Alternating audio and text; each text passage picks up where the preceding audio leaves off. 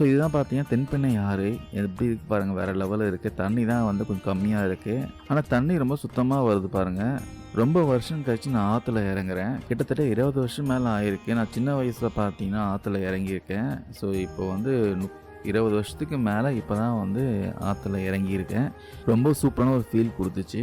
தண்ணி இன்னும் அதிகமா வந்துச்சுன்னா சிறப்பா இருக்கும். இந்த வருஷம் மழை வந்து அதிகமா வரணுன்ட்டு எல்லாம் வல்ல அந்த ஆண்டவனை பிரார்த்திக்கலாம். இந்த கோவிலுக்கு ஏற்கனவே யாராவது போயிருந்தா மறக்காம கீழ கமெண்ட்ஸ்ல பதிவு பண்ணுங்க. இந்த கோவிலுக்கு யாராவது போகாதவங்க யாராவது இருந்தீங்கன்னா மறக்காம ஒரு வாட்டி விசிட் பண்ணுங்க.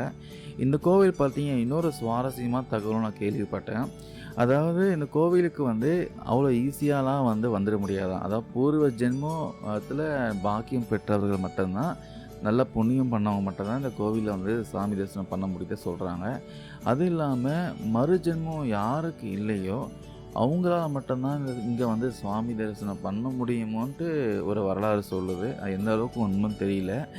இருந்தாலும் வந்து ஷேர் பண்ணிக்க விரும்புறேன். இந்த கோவிலுக்கு ஒரு வாட்டி வந்துருப்பாங்க. ரொம்ப அமைதியா, ரொம்ப ஒரு ஆன்மீகத்த வந்து நீங்க ஃபீல் பண்ணுவீங்க. பக்கத்திலேயே ஆறு இருக்கு. அழகா ஆத்துல போயிட்டு கால நனைச்சிட்டு சாமி தரிசனம் பண்ணிட்டு சிறப்பா வாங்க.